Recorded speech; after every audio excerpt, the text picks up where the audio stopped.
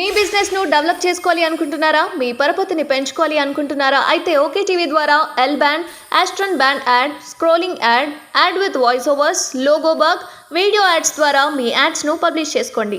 సంప్రదించవలసిన phone number 8520917933. Raghunandan Rao గారు మెదక్ ఎంపీగా పార్లమెంట్లో కూర్చుంటే మెదక్ సమస్యలు ఏమున్నాయి, పార్లమెంట్లో మాట్లాడి ఇక్కడ సాల్వ్ చేసే ఇష్యూస్ ఏమున్నాయి? నేను వెంకటరామరెడ్డి లెక్క 100 కోట్లు ఇస్తానైతే అబద్ధాలు చెప్పదలుసు. 100 కోట్లు సొంత నిధులు తెస్తా అన్నాడు కదా, మరి మీరెన్ని కోట్లు తెస్తున్నాడు? వాళ్ళ ట్రస్ట్ నుంచి 100 కోట్లు తెచ్చి పెడతా నా సొంత డబ్బులు అని చెప్పి. ఎన్నడైంది వెంకటరామరెడ్డి ఎమ్మెల్సీ? 2021లో వెంకటరామరెడ్డి ఎమ్మెల్సీ అయ్యిండు. ఫ్రీగా కేసీఆర్ కనబడితే 2 కాళ్ళ మీద పడి ఫ్రీగా ఎమ్మెల్సీ అయ్యిండు, రూపాయి ఖర్చు లేకుండా. ఏసీలోకి వెళ్ళి బయటికి రాకుండా ఎమ్మెల్సీ అయ్యిండు. 100 కోట్లు పెడతాడు కదా. మరి 21 నుంచి పెట్టనుండి ఎవరు వద్దన్నారు?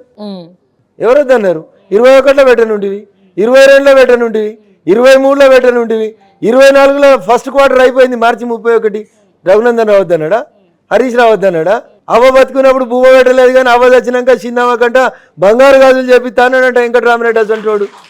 ఇదేం పంచాయతీ? 3 ఏళ్ళ అధికారంలో ఉండి 3 రూపాయలు ఖర్చు పెట్టలే. ఎవడు సత్తే రాలే, ఎవడు పుడితే రాలే, ఎవరైనా గరీబోళ్ళు పెళ్లి చేసుకుంటే పుస్తమట్టలు ఇయ్యలే. ఈ వెంకటరామరెడ్డి వచ్చేట ఇప్పుడు 100 కోట్లు ఇస్తా అంటుండు. అసలు మీకు తెలవాల్సింది ఏంటంటే 100 కోట్లు హరీష్ రావుకి ఇచ్చిండు ఆయన. ఆ బాధ బయటికి చెప్పుకోలేక ప్రజలకు ఇస్తా అని చెబుతున్నాడు. 100 కోట్లు కేసీఆర్కి ఇచ్చిండు బీఫామ్ కోసం. గది చెప్పుకోలేక 100 కోట్లు పెడతా ఆల్రెడీ పెట్టినా అని చెప్పుకుంటే జనం కొడతారని. సార్, ముఖ్యంగా మెదక్ జిల్లాలో ఉన్నటువంటి ప్రధాన సమస్య రైతులు ఏడుస్తున్నారు. మల్లన్న సాగర్ బాధితులు, రంగనాయక్ సాగర్ బాధితులు, వీళ్ళందరూ కూడా ఇబ్బంది పడతా ఉన్నారు.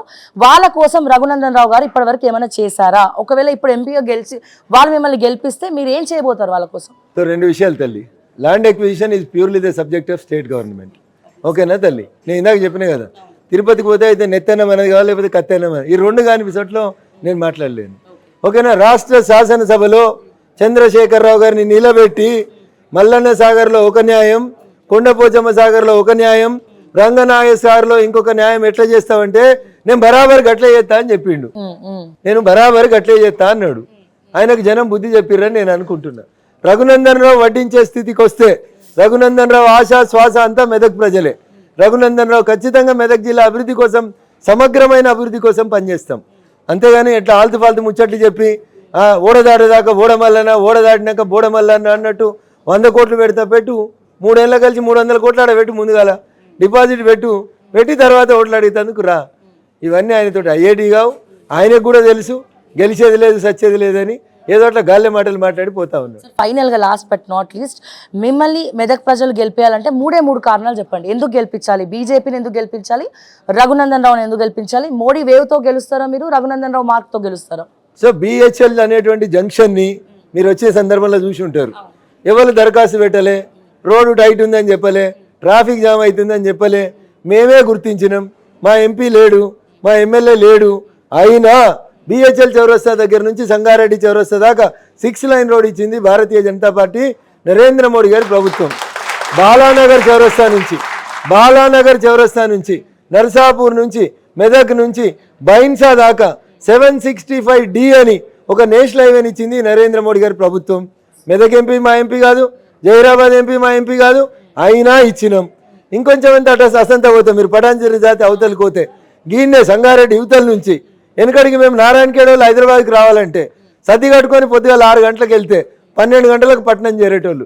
ఇలా మీరు పోయి కవలంపేట దగ్గర రోడ్ ఎక్కుండ్రి, నారాయణఖేడ్కి 1.5 గంటలు దిగేటందుకు ఒక నేషనల్ హైవే ఇచ్చిండు.